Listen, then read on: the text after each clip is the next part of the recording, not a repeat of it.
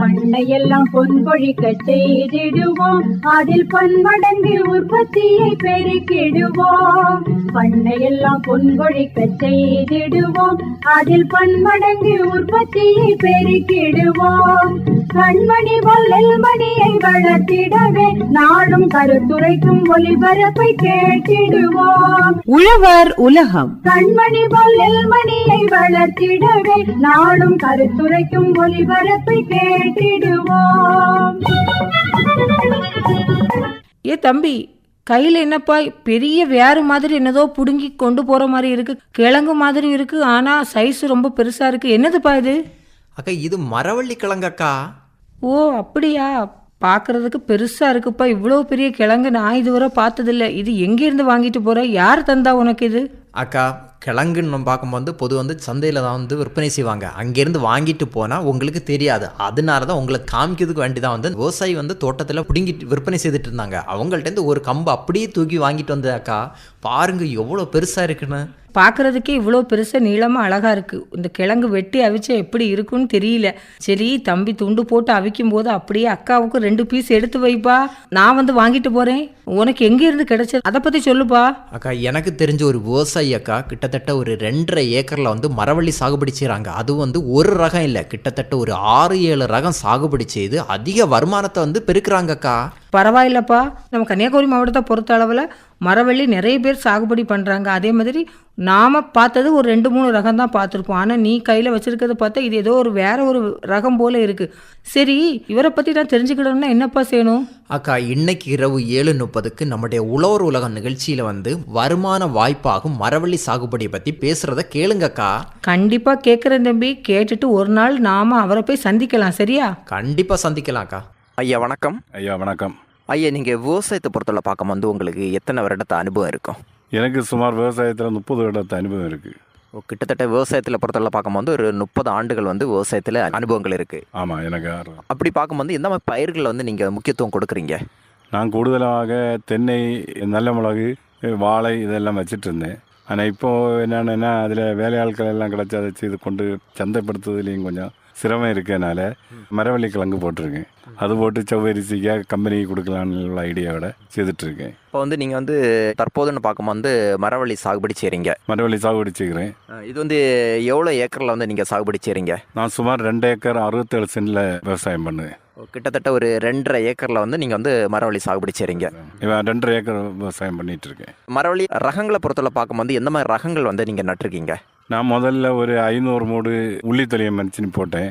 அந்த மரிச்சினி கம்பு சுமார் ஒரு 5 கிலோ வரை எனக்கு வெயிட் கிடச்சிட்ருக்கு. அதனால நான் இப்போது மற்றபடி ஒரு 2 ஏக்கர்கிட்ட மரவள்ளி இந்த உள்ளித்தொலியம் தான் போட்டிருக்கேன்.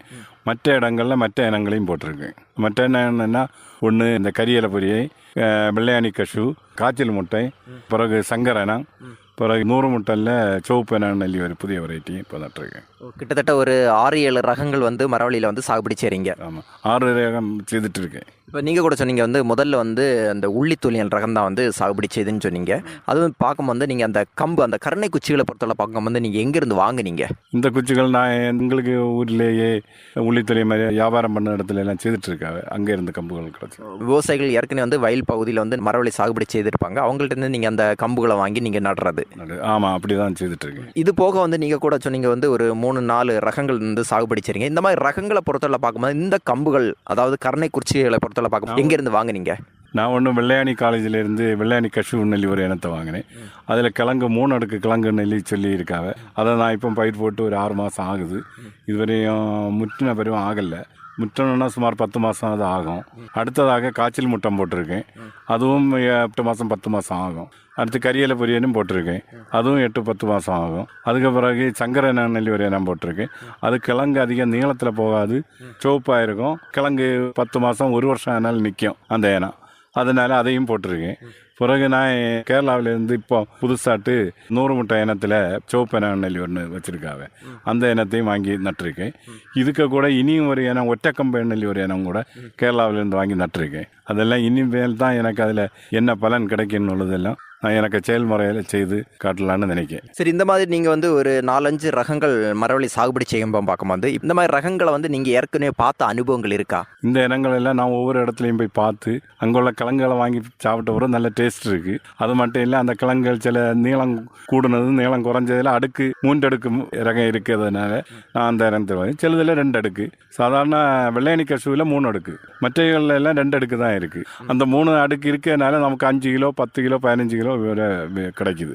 அதை நான் பார்த்ததுனால தான் நான் அந்த இனத்தை வாங்கி நட்டுருக்கேன். சரி, இப்போ ஆரம்பத்தில் அந்த நிலத்தை வந்து நீங்கள் எப்படி பண்படுத்துறீங்க? ஆரம்பத்தில் நான் இயந்திரம் மூலம் மண்ணை நிரப்பினேன். அந்த மண்ணை நிரப்பிட்டு அதுக்கு மேலே அதை வச்சு தான் 6 அடிக்கு 1 இடைவெளி விட்டு குழி தோண்டி அதில் குச்சிகளை நட்டு பராமரிச்சிட்ருக்கு. இப்போ நீங்கள் கூட சொன்னீங்க வந்து இந்த 2.5 ஏக்கர்லேன்னு பார்க்கும்போது இயந்திரம் மூலம் வந்து களையல் போட்டு நீங்கள் வந்து மண் குவியல் போட்டிருக்கீங்க. அப்படி பார்க்கும்போது ஒவ்வொரு ரகத்துக்குன்னு பார்க்கும்போது ஒரே அளவு போட்டால் போதுமா மண் குவியல், இல்லைன்னா ரகத்துக்கு ரகம் வந்து மாறுபாடு இருக்கா? உள்ளித்தொலியனை பொறுத்த அளவில் நிறைய களைகள் வருது. அதனால 7 அடி போட்டால் தான் 7 அடி 8 அடி வரை போட்டால் நல்லா இருக்கும். போட்டிருந்தா என்னென்னா அந்த கிழங்கு 1 மீட்டர் நீளம் வரை கிழங்கு இருக்குது. அந்த நீளத்து தூரத்துக்கு அது போகுது. அதனால இந்த குலைகளும் அதனுடைய கொப்புகளும் விரிவாக போகுது. அந்த விரிவாக போகிறதுனால நம்ம அந்த இனத்துக்கு கண்டிப்பாக ஒரு 7 அடி 8 அடிக்குள்ளாலேயாவது போடணும். போட்டு மாற்றி குச்சி வாட்டு நட்டால் தான் நமக்கு ஒரு கம்பில் 5 கிலோ 10 கிலோ அவங்க சொல்லுது மாதிரி கிடைக்கும். இப்போ நீங்கள் கூட சொன்னீங்க வந்து இப்போ அந்த கரியல பொரியன் ரகத்தை பொறுத்தவரை பார்க்கும்போது நீங்கள் உள்ளூர்லேருந்து வந்து அந்த கம்புகளை வந்து தேர்வு செய்கிறீங்க. இப்போ மற்ற ரகங்கள் பொறுத்தவரை பார்க்கும்போது அண்டை மாநிலமான கேரளாவிலேருந்து நீங்கள் விவசாயிலேருந்து வாங்குறீங்கன்னு சொன்னீங்க. அதேபோல் வந்து வெள்ளையணி அக்ரிகல்ச்சர் காலேஜ்லேருந்து கூட வந்து நீங்கள் அந்த கருணை குச்சிகளை வாங்கி நட்டுருக்கீங்கன்னு சொன்னீங்க. அப்படி பார்க்கும்போது வந்து அந்த கம்பு தேர்வுன்னு பொறுத்தவரை பார்க்கும்போது நீங்கள் எப்படி பார்த்து நீங்கள் தேர்வு செய்து எடுக்கிறீங்க? குச்சி நம்ம பார்க்கும்போது நல்ல திடமாக இருக்கணும். குறைஞ்சது ஒரு பெருவிரல் அளவுக்கு வண்ணம் இருக்கணும். இருந்தால் தான் அந்த கம்பு பச்சையாகவும் இருக்கணும். இருந்தால் அந்த கம்பு நல்ல திறன் உள்ளது. அதில் ஏதாவது பூச்சிகள் தாக்கி இருக்கான்னு பார்க்கணும். சிலது ஒட்டுண்ணிகள் இதைகளெல்லாம் பூச்சிகள் பங்கஸுகள் இதெல்லாம் இருக்கும். அது இருக்க சந்தேகத்தை தீர்க்கணும்னா நான் நடுவு சமயத்தில் மெட்டாரைசினோ சூடோமோனஸோ வெர்டிசிலோ இவைகளை ஏதாவது கலந்து முக்கி அந்த கம்பை 2 மணிக்கூர் வச்சு விட்டு நட்டால் கூடுதலாக அந்த நோய்கள் தாக்காமையும் அதை பாதுகாப்பாக நடலாம். அந்த கருணை குச்சி தேர்வு செய்தாச்சு. இப்போ தேர்வு செய்து நடணும்னு பார்க்கும்போது என்ன அளவில் வந்து நம்ம அந்த உயரத்துக்கு வந்து நம்ம அதை கட் பண்ணி எடுத்து அதை நம்ம அந்த மண்ணில் புதைய வைக்க வேண்டியிருக்கும்? நம்ம சுமார் 1 சான் அளவுக்கு குச்சி எடுத்தால் போகிறோம். அதை நம்ம குச்சி எடுக்கும்போது என்ன பண்ணணும்னா வெட்டி முறிச்சு எடுக்கக்கூடாது. வால் வச்சு அதை கட் பண்ணி, ஏன்னா வால் வச்சு கட்டுறதுனால என்ன நமக்கு பிரயோஜனம் என்னதுன்னா அதில் தண்ணி கட்டாது. மழை பெய்யுதுன்னா அதுக்கு மேலே குச்சிக்கு மேலே தண்ணி கட்டாது. குச்சி நமக்கு நாசமாக போகாது. அதுக்காக வேண்டி நம்ம அந்த குச்சை வாழ்நாளை தான் அறுத்து கை வாழ்நாள் நம்ம ஆக்சாப்ளைடு இப்படி போன்ற கை வாழ்நாளை வச்சு கட் பண்ணி நடுவது நல்லது. இப்போ என்ன சொல்கிறீங்கன்னு பார்க்கும்போது இப்போ வந்து நம்ம வந்து கத்தினால் வந்து நம்ம அந்த கருணை குச்சி வந்து 2 பக்கம் வெட்டம் வந்து ஒரு பக்கம் உயரம் இருக்கும், ஒரு பக்கம் தாழ்வாக இருக்கும். அந்த டைமில் வந்து மழைக்காலங்கள்னு பார்க்கும்போது அந்த கருணை குச்சியில் வந்து தண்ணி தேங்குவதற்கு வாய்ப்பு இருக்குது. அந்த கருணை குச்சி வந்து நோய் வாய்ப்படுறதுக்கும் வாய்ப்பு இருக்குது. உண்மையாக அது நோய் வாய்ப்படுறதுக்குள்ள வாய்ப்பு இருக்குது. தண்ணி கட்டும்போது கம்பும் அழுகி போகிறதுக்குள்ள சான்ஸ் இருக்குது. இப்போ இது பலன் எடுக்கன்னு பார்க்கும்போது கிட்டத்தட்ட எத்தனை மாதங்கள் ஆகும் ஒவ்வொரு ரகத்தை பொறுத்தவரை பார்க்கும்போது?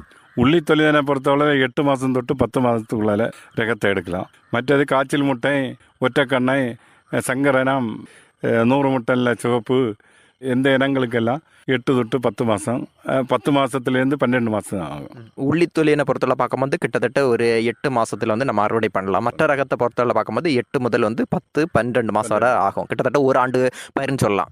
1 ஆண்டு காலம் இருக்கலாம். என்னை பொறுத்த அளவில் என்கிட்ட நான் இவ்வளவும் பட்ட அனுபவத்தில் சங்கரனம் 1 வருஷத்துக்கு மேலே வேற நிற்கிது. அது எனக்கு நான் நட்டிருந்த இடத்துல பார்த்து 12-14 மாதம் ஆனதுன்னு சொல்லலாம். அந்த கம்பிலேருந்து தான் நான் அந்த குச்சை கொண்டு வந்து நட்டு பயிரிட்டு அதுக்கு பலனை அடைஞ்சிட்டு இருக்கேன். இப்போ ஆரம்பத்தில் பார்க்கும்போது நீங்கள் நடவு முறைன்னு பார்க்கும்போது அதில் வந்து அடி உரம் கொடுக்குறீங்களா? ஆரம்பத்தில் அடி உரம் ஒன்றும் கொடுக்கறது கிடையாது. ஆரம்பத்தில் நாங்கள் நட்டுட்டு ஒரு 40 நாள் கழிச்சதும் ஒரு பறையல் போடுவோம். அந்த சமயத்தில் நமக்கு மழை அதிகமாக இருக்கக்கூடாது, வேனலாக இருந்தால் நல்லது. அதில் நாங்கள் சாம்பல் நிறைய போடுவோம். சாம்பல் தான் முக்கியம். சாம்பலில் என்னென்னா NPK இருக்குது, நைட்ரஜன், பாஸ்பரஸு, பொட்டாஸ், இது 3 இருக்குது. இது போடுறதுனால மண் வளம் அதிகமாகும், மண்ணுக்கு இலக்கம் கொடுக்கும் இந்த போடுறதுனால. அதனால நாங்கள் 40 நாள் கழிஞ்சு ஒரு பறையல் போட்டு இதை போட்டுட்டு அடுத்து திரும்பவும் நாங்கள் ஒரு 3 மாதம் கழித்து திரும்பவும் ஒரு சாம்பல் போடுவோம். மண்ணில் வள புஷ்டி குறவுன்னு தெரிஞ்சால் மீண்டும் இடையில சாம்பலை கொடுத்துக்கிடுவோம். சாம்பல் எவ்வளவு கொடுக்குதோ அவ்வளோ தூரத்துக்கும் நமக்கு கிழங்கு பெருசாக இருக்கும். கிழங்கு வெயிட் அதிகம். நமக்கு ஒரு குச்சியில் வெயிட் 5 கிலோ 10 கிலோ இப்படி இருக்கும். எனக்கு அது அனுபவம். இப்போவும் எனக்கு தோட்டத்தில் நீங்கள் பிடிங்கி பார்த்தா அப்படி இருக்கும். அதில் எந்த மாற்றமும் இல்லை. சரி, இந்த மாதிரி கால டைமில் வந்து நீங்கள் தண்ணி கொடுக்குறீங்க, இல்லை வந்து மழை தண்ணியை மட்டும்தான் நீங்கள் வந்து நம்பி இந்த மரவள்ளியை வந்து சாகுபடி செய்கிறீங்க? அதிகமாகவும் நாங்கள் இயற்கையை சார்ந்து தான் செய்யும். மழை இருந்தால் தான் எங்களுக்கு அது ஒரு பிரயோஜனம். தண்ணி இதுவரையும் பெரிய அளவில் நாங்கள் கொடுத்தது கிடையாது. கொடுக்காமலே இயற்கையில் உள்ள மழையை பார்த்து செய்துட்ருக்கோம். அந்த உரங்களை எல்லாம் கூட கொஞ்சம் கூட அந்த கிழங்கு வேர் விட்டு தினமும் ஆரோக்கியமாகவும் செடி வளருறதுக்கு செய்து அதை பிற அறுவடை செய்துட்டு இருக்கோம். இப்போ நீங்கள் வந்து முழுக்க வந்து இயற்கை முறையில் தான் வந்து நீங்கள் வந்து மரவள்ளி சாகுபடி செய்கிறீங்க. அப்படி பார்க்கும்போது இப்போ நீங்கள் அந்த உரங்கள் கொடுக்கறது ஆகட்டும், நீங்கள் வந்து அந்த களைகள் எடுக்கிறது ஆகட்டும், இப்போ நீங்கள் உள்ளே போய் எப்படி பக்குவமாட்டு நீங்கள் அந்த களைகளை எடுக்கிறீங்க? இப்போ வந்து நெருக்கமாக இருக்கமாக கூட வந்து அந்த கம்புகள் வந்து அசைவதற்கு வாய்ப்பு இருக்கு இல்லையா? அது நாங்கள் முதல்ல ஒரு தடவை 40 நாள் பறக்கிய டைமில் தான் இந்த 3 கன்று வச்சிருக்கிறதுலேருந்து ஒரு கன்று கீழே திரும்ப தாழ்ந்து அளவுக்கு பறைச்சி விடுவோம். அதுக்கு பிறகு நாங்கள் சுற்றும் தான் அதிகமாக பறைப்போம். மேல் இடங்களை ஒன்றும் பறைக்க மாட்டோம். மேலிடத்தை மறைச்சோன்னா கம்பு சாஞ்சிடும். மூடோட சேர்த்து பறைச்சோன்னா வரும். முதல் ஒரு தடவையும் தான் மூடோட சேர்த்து பறைப்போம். அதுக்கு பிறகு நாங்கள் சுற்றும் தான் பறைப்போம். அதனால எங்களுக்கு இப்போ அந்த டைமில் சாம்பலும் கூட கொடுக்கறதுனால கொஞ்சம் கூட அதை அடர்த்தியாக ஸ்ட்ராங்காக வளர்ந்து கொஞ்சம் 3வது மாதம் தாண்டின பிறகு பறைக்க கொஞ்சம் கஷ்டம் தான். உள்ளுக்கு போய் கொஞ்சம் சிரமப்பட்டு தான் பறைக்கணும். மண்வெட்டியினால் தான் பறைக்க முடியும். இயந்திரத்தினால ஒன்றும் செய்ய முடியாது. அப்படி நாங்கள் செய்து அதை பயனடைஞ்சிட்டு. இப்போ நீங்கள் கூட சொன்னீங்க கிழங்குல பொறுத்தல பார்க்கும்போது வந்து ஒரு 10 முதல் 12 கிட்டத்தட்ட ஒரு ஆண்டுகள் வந்து நம்ம வந்து அறுவடை செய்யலாம்னு சொன்னீங்க. அப்படி பார்க்கும்போது அந்த ஒரு மரிச்சினி மூட பொறுத்தல பார்க்கும்போது நீங்கள் எப்படி அதை கண்டுபிடிக்கிறீங்க அந்த விளைச்சலை? மரிச்சினி விளையாட மேலே இலை எல்லாம் பழுக்க ஆரம்பிக்கும். கீழே வளர்த்த இலைகள் எல்லாம் தொலைஞ்சிரும். பிறகு பக்க கிளைகள் தான் அதிகமாக நிற்கும். அதை வச்சு நம்ம மரிச்சினி விளைஞ்சிருக்கோம். அது மட்டும் இல்லை, நாங்கள் பங்குனி இப்படி உள்ள மாதங்கள்லாம் நட ஆரம்பிக்கும். அப்போ அதுலேருந்து எத்தனை மாதம் ஆகுது என்னையிலே அதே மாதிரி கேல்குலேட் பண்ணி வச்சுருக்கோம். இல்லாமல் இருந்தால் எங்களுக்கு அந்த மழைக்காலம் எப்போ வரும், அதுக்கு ஏற்றபடி அந்த உரத்தை போடணும். அதுக்கெல்லாம் நாங்கள் ஒரு ஐடியா போடணும். சாம்பல் இருக்குன்னா நாங்கள் சாம்பல் சேமித்து வைக்கணும். சேமித்து வச்சா தான் அந்த மழை அடுத்த மழை வருது, அதுக்கு முன்னாடி இதை போட்டு கொடுத்தா அந்த மழையில் அது பருவம் வைக்கும். அப்படி தான் செய்து நாங்கள் பலன் அடையலாம். அந்த பருவத்தை நம்ம கண்டிப்பாக ஞாபகத்தில் வச்சுருக்கணும். காலநிலைகள் இதுக்கு நமக்கு ரேடியோ ப்ரோக்ராம்லையோ வானிலை ப்ரோக்ராம்லையோ சொல்லுவாங்க, இன்ன சமயத்தில் இன்ன இடத்துல மழை பெய்யுது, அதனால நீங்கள் எச்சரிக்கையாக இருங்க. நாங்களும் அதுக்கு முன்னால் உஷாராக போட்டு எங்கள் சாம்பலை எல்லாம் போட்டு அதை கிளியர் பண்ணி பறச்சு விட்டுருவோம். சரி, இந்த மாதிரி மழைக்காலங்களில் கூட பார்க்கும்போது வந்து இப்போ வந்து அந்த கிழங்கு வந்து அந்த தண்ணி தேங்காமல் வந்து நம்ம பாதுகாக்கணும். அப்படி நீங்கள் அந்த வடிகாலை பொறுத்தவரை பார்க்கும்போது எப்படி நீங்கள் பண்ணி வச்சுருக்கீங்க? வடிகால் என்னன்னு நாங்கள் 40 அடிக்கு ஒன்று ஒரு வடிகால் வெட்டி விட்டுருக்கோம். அந்த இதில் எங்களுக்கு வடிகால் அங்கே ஓடிக்கிடும். அதனால் எங்களுக்கு மற்ற மரிச்சினிக்கு பாதிக்காது. அதனால் அந்த வழிக்கும். அது மட்டும் இல்லை, இந்த வடிகால் வழியாக நாங்கள் எங்களுக்கு மரிச்சினி தோட்டத்துக்குள்ளால் போகிறதுக்குள்ள ஒரு வசதி எங்களுக்கு இருக்குது. அதை வச்சு செய்துட்ருக்கோம். இப்போ ஆரம்பத்துலேன்னு பார்க்கும்போது அந்த இயற்கையினால் எந்த பாதிப்பு இடறுதலும் இல்லாதபடி வந்து நீங்கள் வடிகால் வசதிகளை வந்து செய்து வச்சுருவீங்க. அது கண்டிப்பாக கரெக்டாக செய்து வச்சோம். 40 அடிக்கு ஒன்று செய்து போட்டிருக்கோம். சரி, இந்த மரவள்ளி கிழங்குல பொறுத்தவரை பார்க்கும்போது நீங்கள் எப்படி சந்தைப்படுத்துறீங்க? இப்போ வந்து நீங்கள் வந்து உங்கள் பகுதியிலே நீங்கள் விற்பனை செய்கிறதா, இல்லை வந்து மொத்த வியாபாரிகளை வந்து நீங்கள் மொத்தமாக அப்படி கொடுத்து நீங்கள் பண்ணுறதானா? மொத்த வியாபாரிகள்கிட்ட தான் நாங்கள் கொடுக்கோம். ஆனால் சில டைமில் எங்களுக்கு மொத்த வியாபாரிகளும் வரமாட்டாங்க. அப்படி உள்ள சிரமங்கள் எல்லாம் இருக்குது. என்னாலும் நம்ம செய்வோம். நான் என்னென்ன மரவள்ளி வச்சுருக்கனால நான் எனது வீட்டில் மாடு வளர்த்தேன், கோழி வளர்த்தேன், இப்படியெல்லாம் செய்துட்ருக்கிறதுனால இதில் உள்ள சில பொருட்கள் மாட்டுக்கும் தேவைப்படும். அதனால் மாட்டு பண்ணைக்கும் அது பிரயோஜனப்படுது. அதனால் பெரிய லாபம் இல்லைன்னாலும் நமக்கு ஒரு உழைப்பாக சிறப்பாக நம்ம விவசாயம் மக்களுக்கு பயனடைகிற அளவுக்கு அதை செய்துட்ருக்கு. இப்போ ஒரு மூடை பொறுத்தவரை பார்க்கும்போது இப்போ வந்து எவ்வளோ கிலோ வரை இருக்குது? இப்போ நீங்கள் கூட சொன்னீங்க சில ரகத்துக்கு பார்க்கும்போது கிட்டத்தட்ட ஒரு 10-15 கிலோ வரை இருக்குன்னு சொன்னீங்க. அப்படி பார்க்கும்போது இந்த உள்ளி துளியன் முதல்ல வந்து இப்போ நீங்கள் கிட்டத்தட்ட ஒரு 7 ரகம் சொன்னீங்க. அந்த அவ்வளோ பார்க்கும்போது எவ்வளோ கிலோ வரை இருக்க வாய்ப்பு இருக்குது ஒவ்வொரு ரகத்துக்கும்? உள்ளித்தொலியும் கிழங்குல சுமார் ஒரு 5 கிலோ 7 கிலோ கிழங்கு வரை இருக்கும். அந்த கிழங்கு இருந்தாலும் அது ஒற்றை அடுக்கு முறையிலையும் சிலதில் இருக்கும், 2 அடுக்கு முறையிலையும் இருக்கும். ஒற்றை அடுக்கு முறையில் இருக்கிறது 1 மீட்டர் நீளம் வரை கிழங்கு இருக்கும். அது எனக்கு தோட்டத்தில் தான் பிடிங்கி பலருக்கும் காண்பிச்சிரும். எனக்கு விவசாயத்துறையில் வரவங்களும் பார்த்துருக்காங்க. அந்த இனம் இருக்குது. மற்ற இனங்கள் ரொம்ப நீளம் போகாது, குட்டை இனமாக இருக்கும். அது பெருசாக இருக்கும். 2 அடுக்கு 3 அடுக்கு நெல்லி அப்படி இருக்கும். அதனால ஒரு மூட்டில் 5, 7, 10, 12 கிலோ வரை இருக்கிறதுக்குள்ள வாய்ப்பு இருக்குது. சரி, இப்போ நீங்கள் கூட வியாபாரி கையில் சந்தைப்படுத்தாமல் பார்க்கும்போது இப்போ வந்து நீங்கள் எப்படி விலை நிர்ணயம் செய்கிறீங்க? இப்போ வந்து ஒரு மூடை பார்த்து நீங்கள் பண்ணுறதா, இல்லை வந்து மொத்தமாக மதித்து வாங்குறாங்களா? அவங்களுக்கு வியாபாரிகள் வந்தால் அவங்க தூக்கி வாங்குவாங்க. திராசு கொண்டு வருவாங்க. திராசு கொண்டு வந்து இப்போ அன்னன்னைக்கு கொண்டு அவங்க விற்கிறதுக்கு அளவுக்கு 500 கிலோ 1000 கிலோ இப்படி வந்து தூக்கி வாங்கி கொண்டு போய் விற்றுட்ருக்காங்க. அவங்க வியாபாரிகள் வந்து மொத்தமாக வாங்கி வந்து நம்ம அந்த கம்பெனி, அதாவது சவ்வரிசி இந்த மாதிரி கம்பெனிகளுக்கு வந்து ஏற்றுமதி அவங்க பண்ணுறாங்க. அது அவங்க வியாபாரிகள் இப்போ பல இடத்துக்கும் கொண்டு வராங்க. சரி, இந்த மாதிரி நீங்கள் இயற்கை முறையில் இந்த கிழங்கு சாகுபடி செய்யும்போது அந்த கிழங்கினுடைய சுவை எப்படி இருக்குது ஒவ்வொரு ரகத்தை பொறுத்தவரை பார்க்கும்போது? எங்களுடைய கிழங்கு வயல் கிழங்கை விட நல்லா இருக்குன்னு சொல்லிட்டு வாங்கி சாப்பிட்டவங்க இப்பவும் சொல்லிட்டு இருக்காங்க. மொத்தத்திலே இவங்க வயல் கிழங்கு தான் நல்லதுன்னு ஆட்கள் நினச்சிட்டு இருக்காங்க. அதை விட நாங்கள் இப்படி சாம்பல் போட்டு அதை அந்த பருவத்துக்கு செய்துட்டு இருக்கிறதுனால எங்களுடைய கிழங்கு நல்லா வேக இருக்குது, சாப்பிடுவவங்களும் நல்லா டேஸ்ட்டாக இருக்குன்னு சொல்லிட்டு அவங்க சொல்லிகிட்டு இருக்கா. அதனால் எங்கள்கிட்ட வந்து கேட்பாவை நாங்கள் சில்லறை வியாபாரிகளுக்கு கொடுத்தா எங்களால் அதை மேனேஜ் பண்ண கஷ்டம், தொழிலில் வேலை ஆட்கள் கிடைக்க கஷ்டம், அந்த பிரச்சனையினால மொத்தத்திலே கொடுக்குறது வழக்கம். சரி, இந்த மாதிரி கிழங்குகளை வந்து நீங்கள் வந்து மதிப்பு கூட்டி அந்த மாதிரி பண்ணுறீங்களா? காய போட்டு பண்ணலான்னு உள்ள ஐடியா உண்டு. அதுக்கு வேலை ஆட்கள் கிடைக்காததுனால நான் அதை காயப்படுது மதிப்பு கூட்டுது இன்ட்ரெஸ்ட் பண்ணல. அதெல்லாம் செலவில்லாமல் வந்தால் நாங்கள் அதை செய்வோம். எந்த மாதிரி உணவுக்காக வந்து நீங்கள் பயன்படுத்துகிறீங்க? அதிகமாக நாங்கள் சோறு கூட கிழங்கு அவிச்சு சாப்பிடுவோம். கிழங்கை உணர்த்தி அதுலேருந்து புட்டு சாப்பிடலாம், கிழங்கு புட்டு. அப்படி அது டேஸ்ட்டு, அது ஒரு தனி குணம்தான். அது இன்றைய காலத்தில் உள்ள மக்களுக்கு, பாமர மக்கள் சாப்பிடுவாங்க, பெரிய ஆட்களுக்கு வந்து இதை பற்றி தெரியாது, அவங்கள அதில் இன்ட்ரெஸ்ட் இருக்குதில்ல. அது மட்டும் இல்லை, உணக்க கிழங்கு அவிச்சு சாப்பிட்டா அதுலேயும் ஒரு டேஸ்ட் இருக்குது. அதில் மீன் சாப்பிடுவவங்களுக்கு இந்த உணக்க கிழங்கு இதெல்லாம் வச்சு சாப்பிட்டா நல்ல டேஸ்ட் இருக்கும். உணக்க கிழங்கும் தேங்காயும் வச்சு சாப்பிடுவாங்க, அது ஒரு தனி டேஸ்ட்டு. அதெல்லாம் இப்போ எல்லாருமே மறந்துட்டாங்க. சில இடங்கள்ல அதை சாப்பிட்டுட்டு தான் இருக்காங்க. முன்னாடி பார்க்கும்போது இந்த பாரம்பரியமாட்டும் கிழங்கு சாகுபடி செய்து அதிக மக்கள் வந்து உணவாக எடுத்தாங்க. ஆனால் இப்போ உள்ள தலைமுறையை பொறுத்தவரை பார்க்கும்போது இந்த கிழங்கை வந்து உணவாக எடுக்கிறது வந்து ரொம்ப குறைவுன்னு சொல்கிறீங்க. இப்போ உள்ள மக்கள் குறைவாக தான் உணவை எடுத்துட்டு இருக்காங்க கிழங்கை பொறுத்தளவில். ஆனாலும் பாமர மக்களுக்கு, இயற்கை விவசாயம் செய்ய மக்களும் கண்டிப்பாக கிழங்குக்கு ரொம்ப நாட்டத்தான் இருக்குது. ஆனால் நமக்கு சந்தைப்படுத்துவது சில வேளை நமக்கு பிரச்சனைகள் இருக்குது. எல்லாம் ஒரே டைமில் தான் வரும். வயலில் விளையதும் ஒரே நேரம் வரும், கரையில் விளையதும் ஒரே நேரத்தில் வரும். அந்த டைமில் கொஞ்சம் சந்தைப்படுத்துவதும் கஷ்டமாக இருக்குது. இந்த மாதிரி 7 ரகங்கள் நீங்கள் சாகுபடி செய்யும்போது ஒவ்வொரு ரகத்தில் அந்த விலைகளில் ஏதாவது மாற்றங்கள் இருக்கா? கிலோ கணக்கில் கிழங்குகளுக்கெல்லாம் ஒரே ரேட்டு தான். ஆனாலும் சில நேரங்களில் வயலில் உள்ள கிழங்கு கொஞ்சம் ரேட்டை கூட்டுவாங்க, எங்கள்கிட்ட இருக்க கிழங்கை கொஞ்சம் குறைச்சி வாங்கியிருக்காங்க. சரி, இப்போ உழைப்பை பொறுத்தவரை சொல்லுங்கள். இப்போ ஒரு 2 ஏக்கரில் வந்து இந்த மரவள்ளி சாகுபடி செய்யும்போது வந்து ஒரு தனிப்பட்ட முறையில் வந்து நம்ம உழைப்பதற்கு வாய்ப்பு இல்லை. இருந்தாலும் நீங்கள் எத்தனை பேர் வேலையாட்கள் வச்சு நீங்கள் உழைக்கிறீங்க?